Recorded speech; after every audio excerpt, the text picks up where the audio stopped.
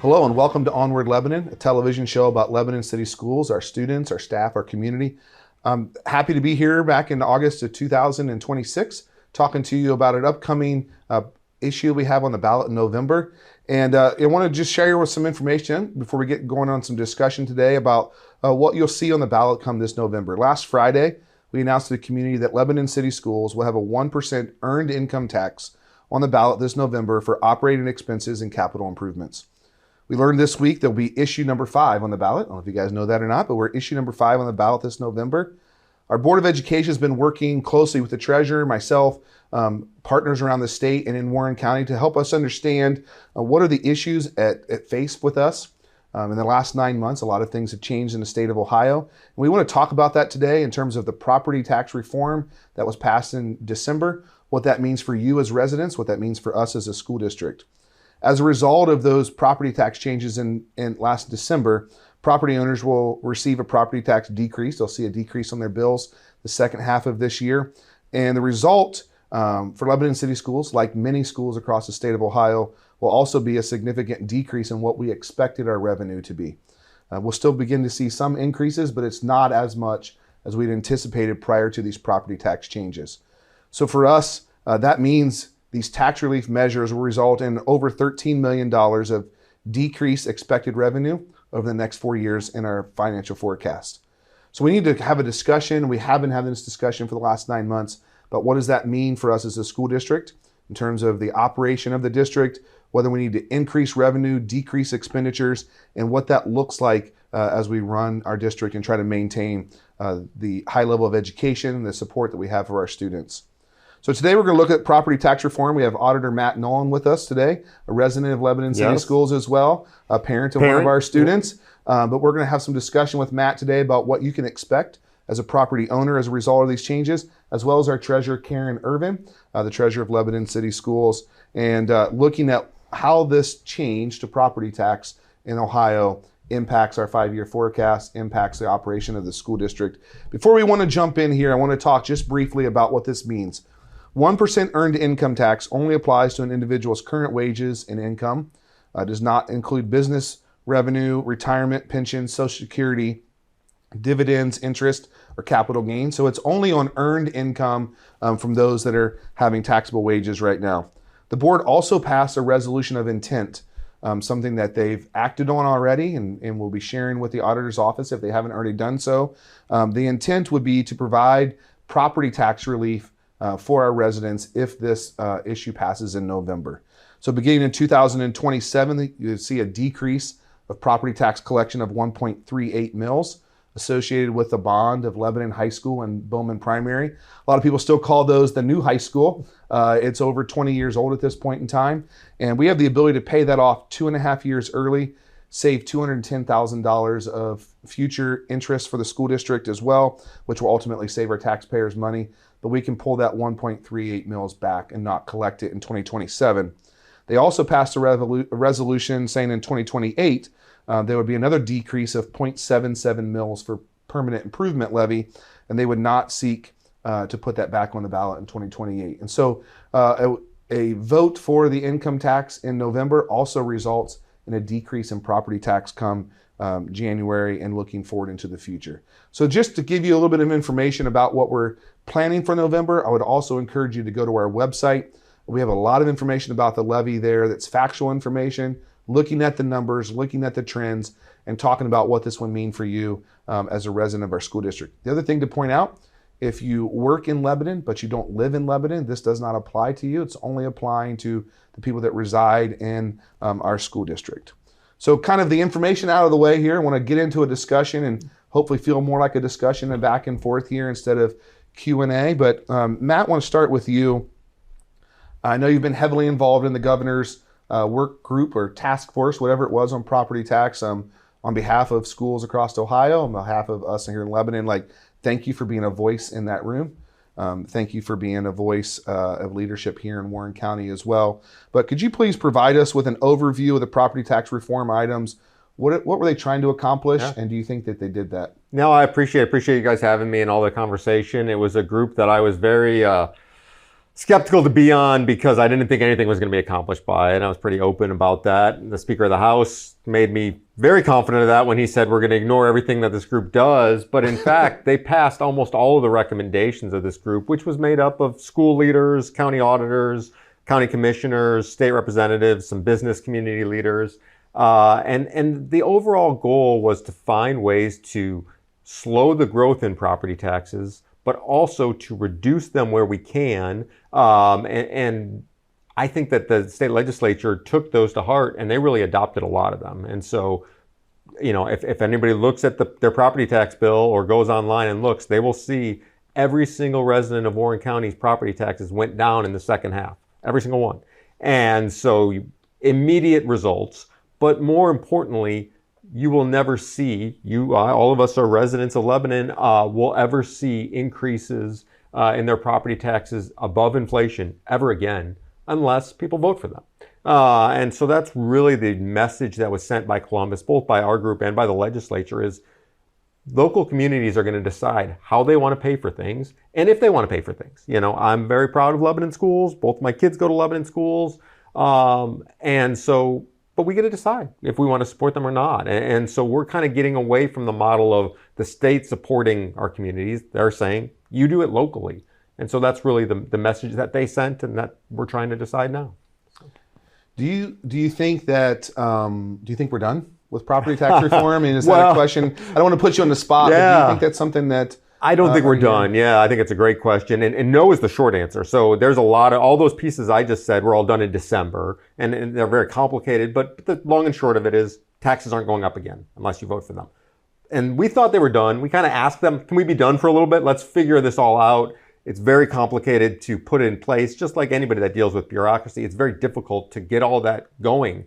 But then in May, they passed even more reform and they doubled the homestead. So for the senior citizens out there, those that are permanently disabled that are receiving homestead credit, for next year, your tax relief from homestead doubles.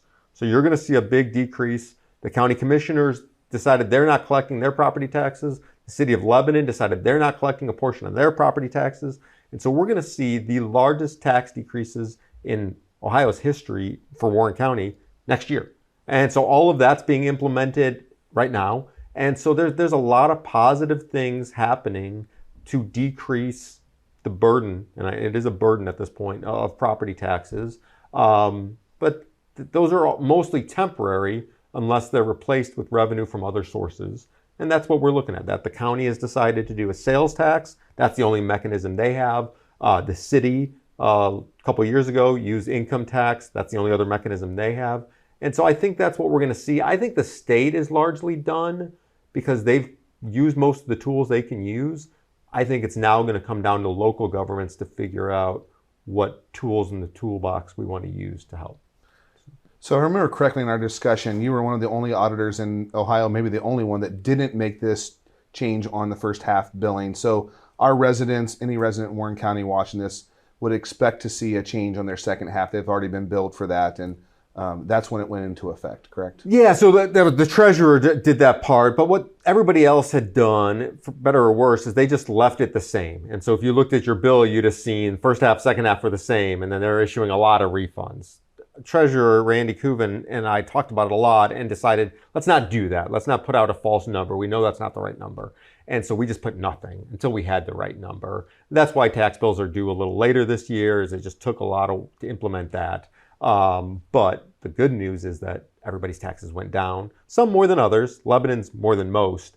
And it's not a lot. And I think people get frustrated sometimes because they see the incremental steps and it's not a huge number, but they're all building on each other. And that's what I hope people see. And you and I were talking beforehand, most people don't know what their property taxes are. Most people escrow and their bill changes, annually because of insurance and interest rates and all kinds of other things. I really encourage people to go on the auditor's website, property search website, and see what their taxes are and see how they're going down and look at them again next year. They're going to go down again. And that's the trend line that we're seeing, is that property taxes are going. Now, insurance, I've got no control over that. Interest rates, way above my pay grade. But the little part that we get to control, the property taxes, or some control in, those are going down, which is I mean, that's unique. We're getting older, and I'm 45 years old. In 45 years, property taxes have never gone down. They're going down and continuing to go down, and we can keep lowering them. There are ways to do that, but we've got to replace that revenue somehow or cut expenses, which means, cutting cops, cutting teachers. That's what expenses are in our world. So. Yeah. I want to say this. I do find it, I found it really easy today. Google searched like Warren County GIS type of thing, searched for my property, click on tax bill. I downloaded it. It was done in like 2 minutes from the time I started searching, and I could see what my bill was. I could see the tax history.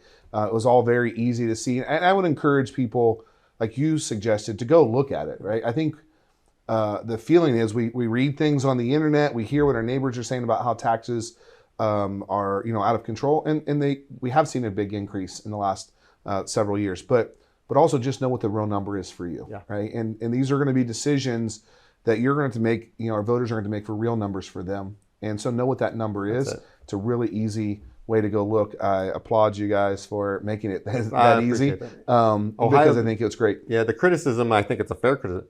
We are over the top in how transparent we are.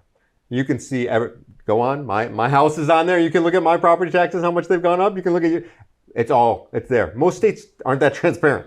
You can see every single time. And I think people are surprised when they look. I know they're surprised because I get a call daily on somebody who was complaining about the property taxes. I'm also complaining about property taxes. And I say, well, look at what they were 10 years ago and look at where they are now. In a lot of cases, they're not that much different. They're still too high, I agree, and that's why we're trying to cut them. But I think it's just to your point, it's important that you know what yours are, so we can have these conversations. That's the best part about all of this. I've been auditor for 12 years now. We've had more conversations in the last 18 months than the first 10 and a half years combined. Yeah. And I hope we continue to have those conversations. They're healthy conversations. And I think one of the things we are trying to have a discussion around this in our communication about the levy and about the information and where we are in our current situation. There was a research project was released about 9-10 months ago, somewhere around that, that looked at the country, looked at the trends in property taxes and state revenue. At that time, 2025 data, Ohio was the 8th highest property tax per pupil in the country. That's right. Right. And so the dependence upon property tax was pretty high. And I think whether how we got there, all of those things that I'm not going to ask you to opine about how we created the system and how we got here, but we hear that, right? Our Board of Education has heard that, which is one of the reasons that they're going this direction with the plan. So yeah, that study, it's a really well done study. It's a little dry, but really well done. And it says Ohio is the 42nd lowest overall tax burden. And so we're relatively low taxes. We don't have estate taxes. We have very low state income tax, relatively low sales tax. But by doing all of that, we've shifted, rather than lowering, we've shifted everything to property taxes. And so the question is, do we want to continue that? Do we want to shift back? How do we want to handle that? And I think the message from Columbus is, you decide. You decide, Lebanon residents, you decide if you want to shift, how you want to handle that. They're not going to do it. And frankly, they keep lowering their part of it, right? The state income tax has been lowered every single budget for the last 16 years. And I expect that to continue. I don't think that's going to change. And for Ohio, we can have a discussion. Is that good for Ohio? It's not. For Warren County, it's clearly good.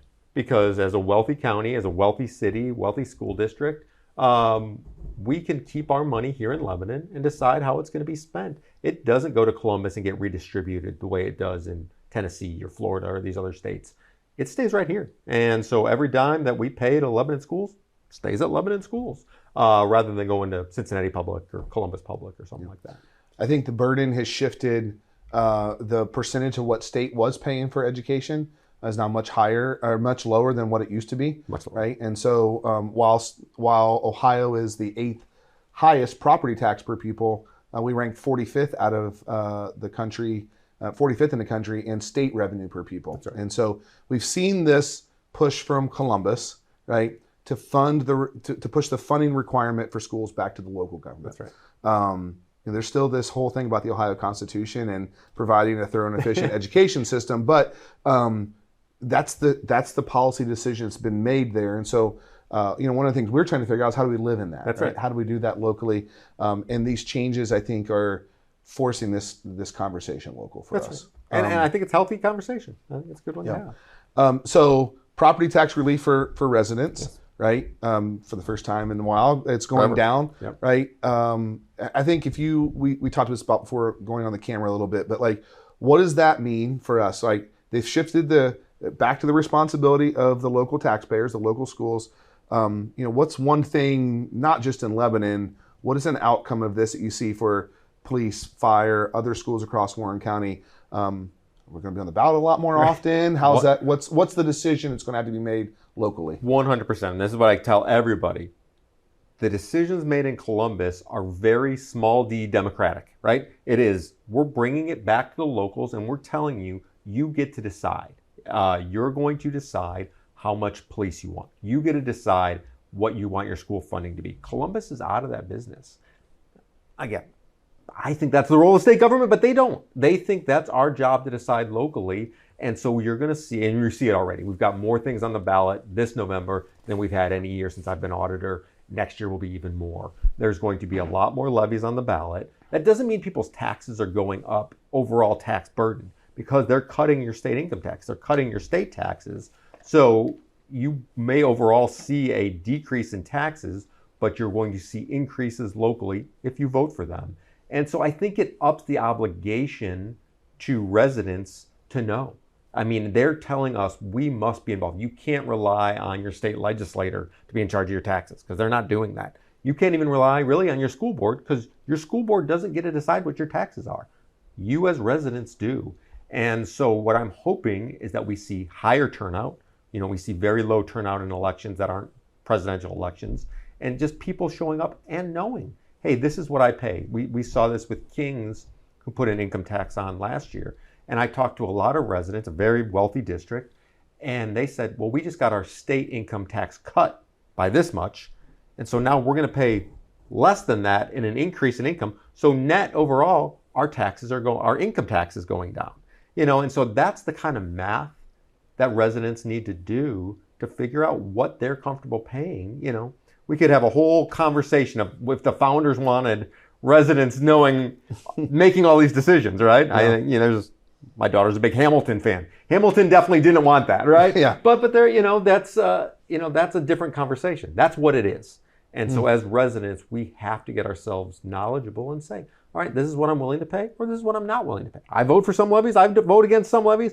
Every resident's got to be, because that's who's deciding now. It's not the school board. It's not the legislature. It's us. Yeah, and it's coming back to the local decision.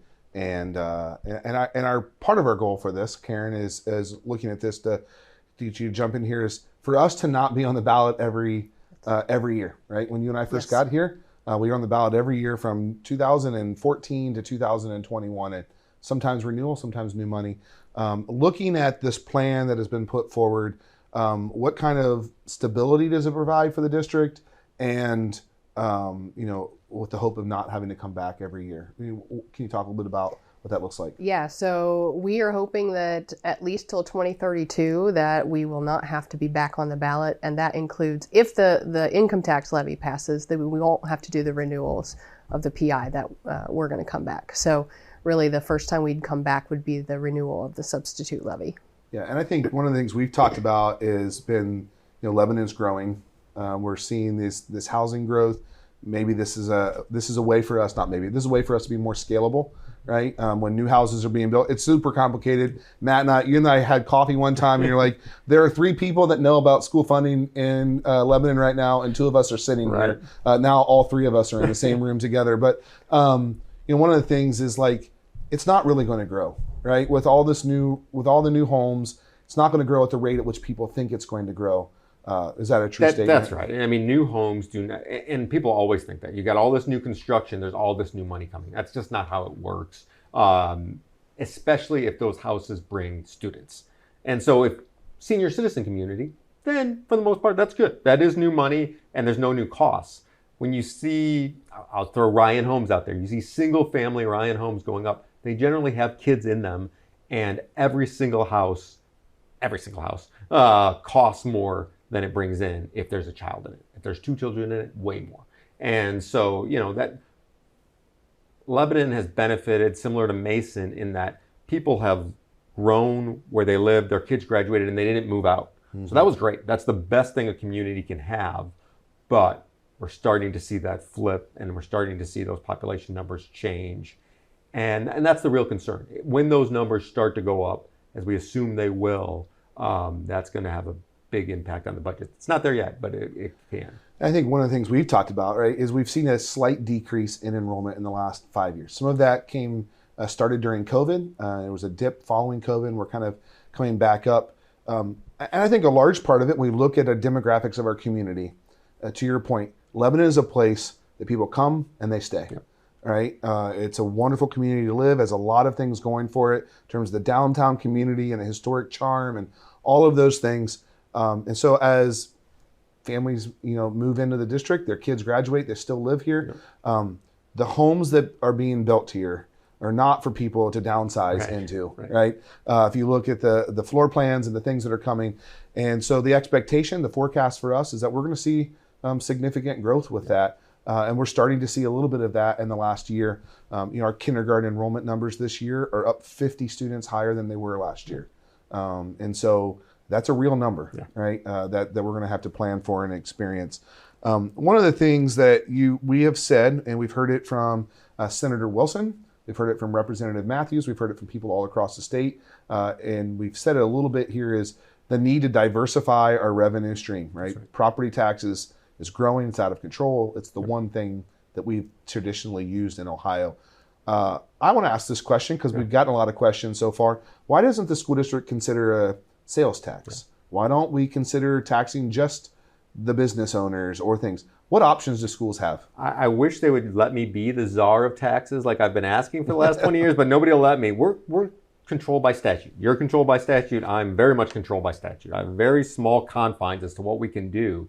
And school districts have two options. They have an income tax and they have a property tax, and that's it. And it's even more limited than that. It's only an income tax on residents. And so state law tells us what we get to do, and they're very limited. At the county, we can do a sales tax, very small number of sales taxes, and property tax, and that's it. And so, again, circling back, that's why the state should be more involved, in my opinion, because they can tax anything on everybody. They have a lot more power than we do.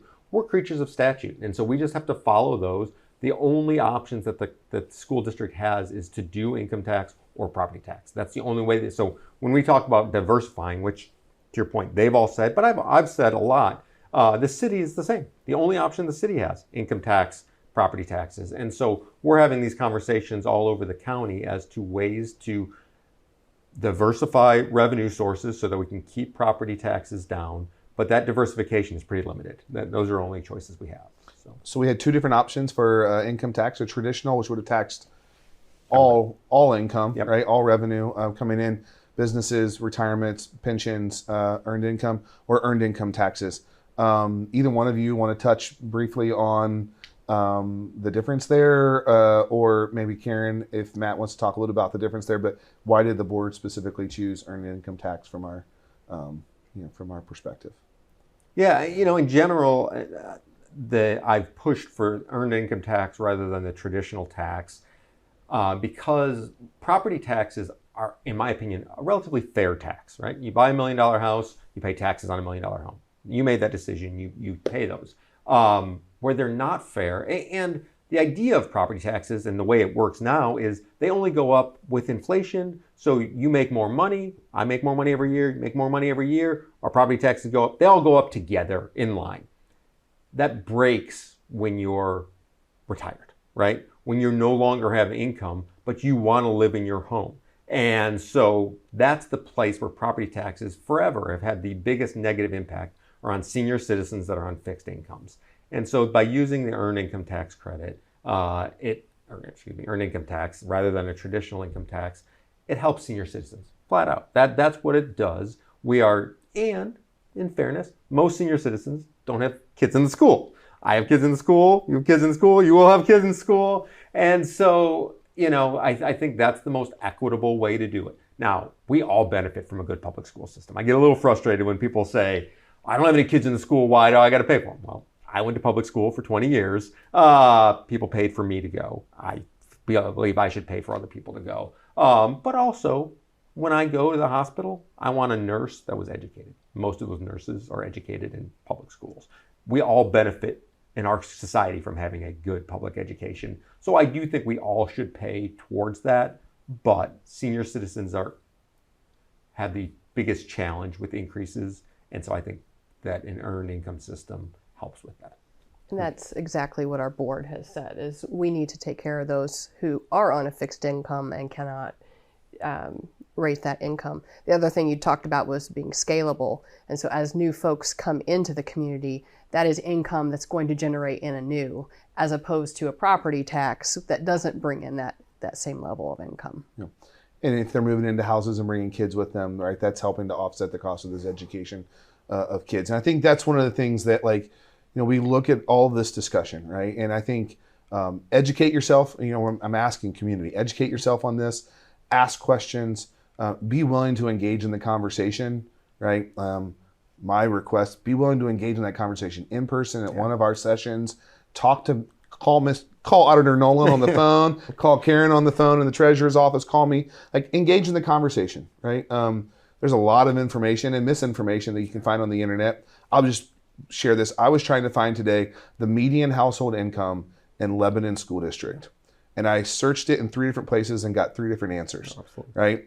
Anywhere from $54,000 to $100,000. Yeah. That's a pretty big spread. And so, like, the internet's not always the place to get the information, right? And so engage with the conversation, engage with folks. I think it's really important to, to be involved in this discussion and to look at what it means for us as a school district and as a community. I know you feel this way. I feel this. I would love feedback. Yeah. Not just complaint. Like, complaining doesn't get us that far. Nobody likes paying tax. Like, I always joke, our whole country was founded by people that didn't like paying taxes, right? Yeah. Like, that was the start of it. But we all know we've got to. Let's have the conversation. Which ones do we like paying more? Which ones are more equitable? Where do we think that money should be going? Those are good conversations to have that we frankly don't get very often, unless we put a levy on, or, they just don't have. We just switched at the county from property taxes to sales taxes. 4 people showed up. That was a good conversation with those 4 people, but there's just no conversation. People have a lot going on. I get that. Yeah. I got a lot going on. I get it.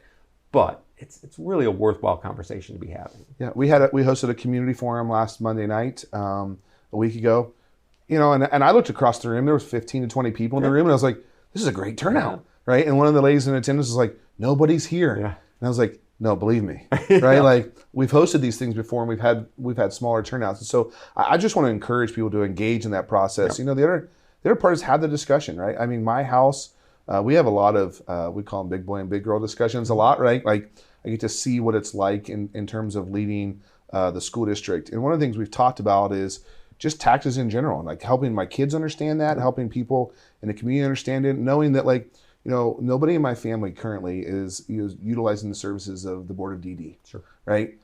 But do we believe it's the right thing to do to support the Board of DD work in Warren County? Absolutely, as a family we do, right? And so there are things like that. What are the worthwhile discussions to have a good moral society, right? And build the home values and build the community value that we have. And I think what I hear a lot is there's been this shift from local to federal in conversation. So people talk about, they're wasting our money and, fraud and all that things that they see on CNN or wherever, Fox News. And they associate these federal problems with local taxes. Those are 2 very different things. Our local taxes are just that. They're local taxes. None of our money goes to DC. None of our money goes to Columbus. It all stays right here and gets used here. I'm not saying it gets used perfectly. I wouldn't, ever claim that. But I think it gets used pretty well. I really do. And you have the opportunity. Like, you can come into our offices and see how it's being used and talk to us. I've met President Trump. He's not inviting me in to talk about how the federal government's using their money, Like, we do that here. And I encourage people to, come see what it means. Like, I think there are places that we can spend less money, but know what that means. That means probably less police on the street, or less teachers in class, or less aides. Maybe that's right, but know that's what it is, And so, I mean, we are a service organization, right? We're a people business. What percentage of our budget is people? 79%. 79%. Yeah. Right? 79%. The only meaningful place that we can make cuts as a district is through personnel, right? And We've talked a little bit about this in the last couple of years. We've made some decisions that have helped curb that cost. Do you want to talk a little bit about that at all? And I think we're really proud of what we've been able to accomplish in the HR department. But really, just looking at, as people leave, are those positions still needed? Do the numbers warrant those positions? And then also, if they are warranted, can we maximize the savings by getting a quality candidate at a lower cost? And so every year we're looking at those folks and those positions rather, and evaluating what does that mean for our district. Yeah, with every single retirement or resignation, our HR director and Karen and I, we talk about the 3 R's. Like, are we going to replace them? Are we going to reduce that position, or do we need to repurpose that position someplace else? So we have a shifting and growing need, right? We have more ELL students, English language learners, than we've had in the past, and so we've had to increase some staffing and support in that area. We've been able to do so by shifting classroom teacher, in an area where class sizes were smaller because of enrollment dips in different cycles. And so we've been able to either repurpose that position. Very few ads in the last 5 years, right? And so it's resulted in 1 year between retirements and resignations, saving over $600,000. And, but the gap is a lot more than $600,000 when we consider the fiscal gap that's going to happen. 2028 is that year for us. That's when we're going to reappraise somewhere in that timeline. Right.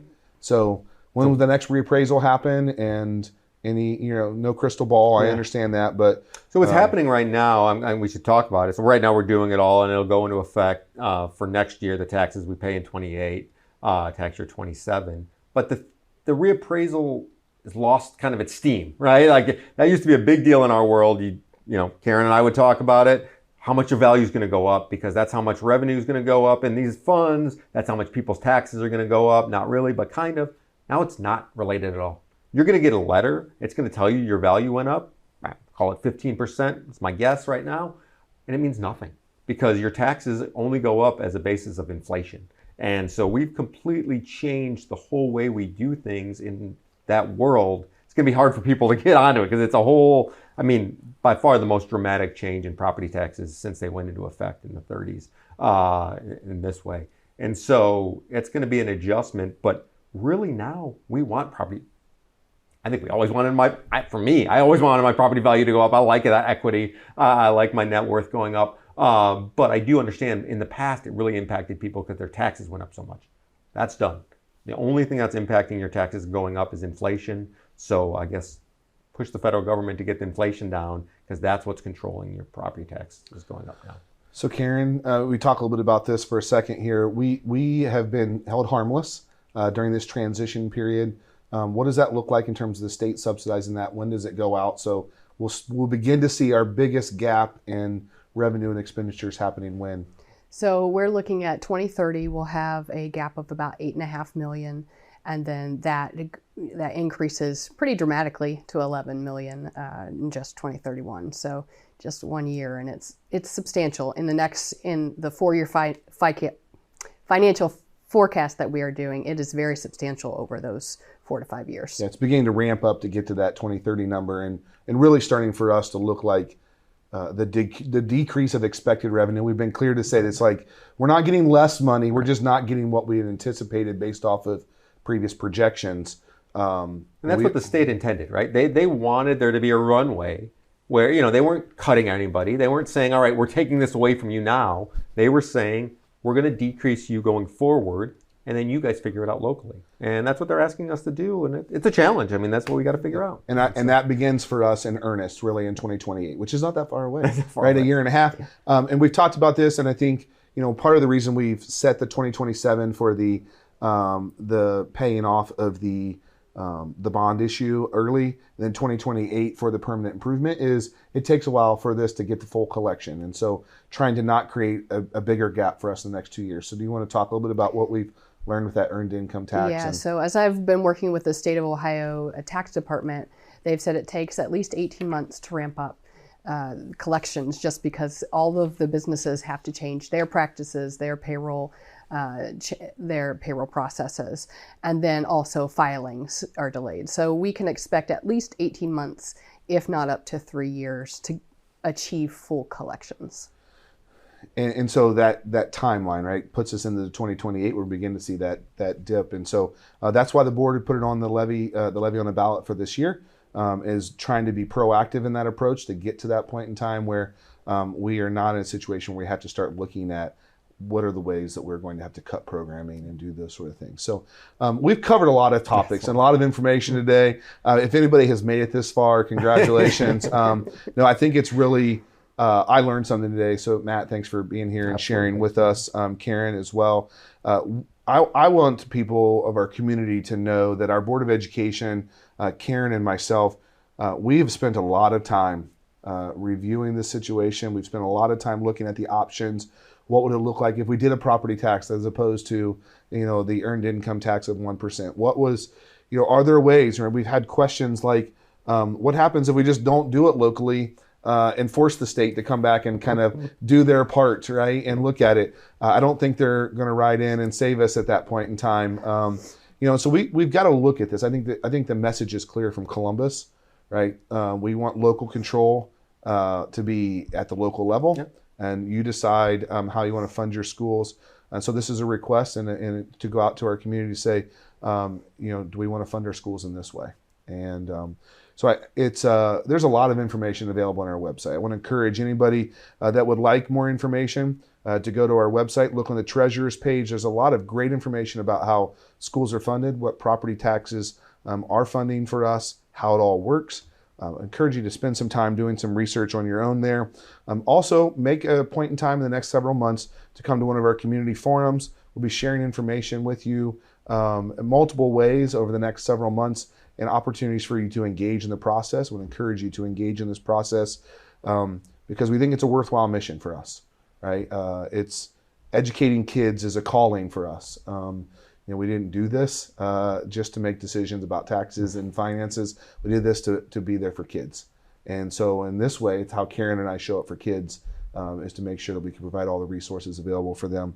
And so I just want to thank the two of you for being here. It's a really exciting topic for a Monday afternoon, the beginning of August, but I hope it's been informative to some folks at home.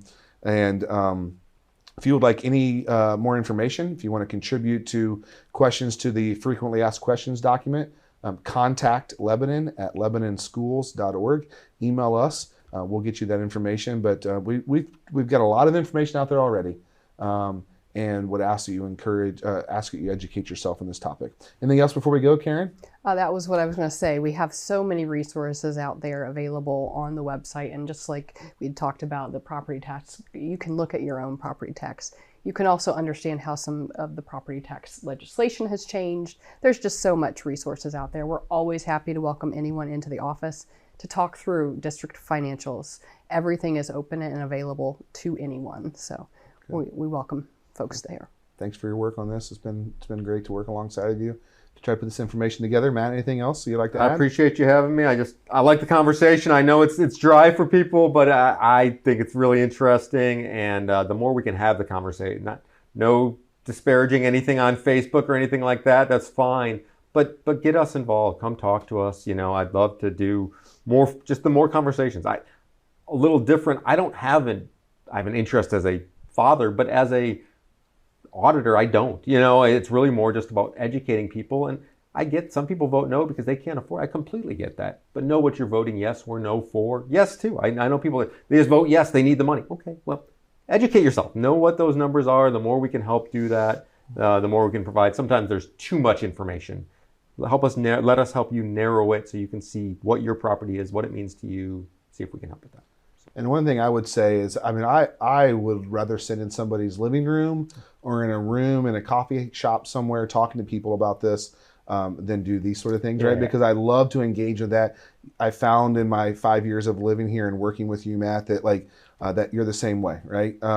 So invite us, right? I'll come. I'll bring Matt if you want to talk. If you'd rather hear from Matt than me, I'll bring Matt with me. Invite us to those meetings. If you have a community association that meets and you want to talk about this, we will come to your meetings, PTOs, groups, civic groups, political groups. We welcome the conversation. We welcome the questions. We hope that you'll engage in this process this year. Thank you so much for joining us today on Onward Lebanon. I appreciate your time. Appreciate you being with us today, Matt and Karen. Thank you very much and have a great day.